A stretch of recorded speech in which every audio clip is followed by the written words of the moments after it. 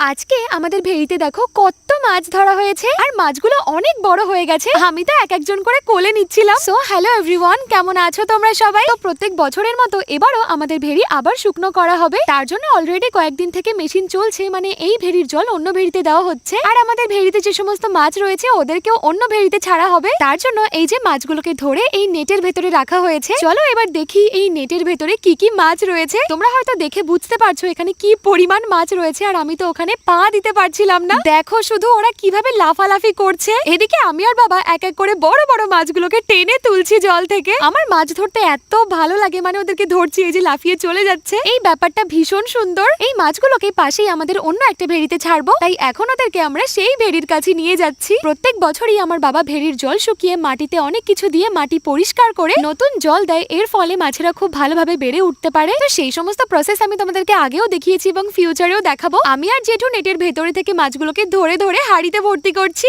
এই দেখো কাতলা মাছ, আর বাবা এরকম ভাবে এই ভেড়িতে ছাড়ছে। আর এখানে তাবু দেওয়া হয়েছে যাতে মাছেদের কোনো প্রবলেম না হয়। তোমরা কে কে আমার মতো মাছ ধরতে ভালোবাসো অবশ্যই কিন্তু কমেন্টে জানিও। আজকে এই পর্যন্তই, দেখা হচ্ছে পরবর্তী ভিডিওতে। ভালো থেকো সবাই।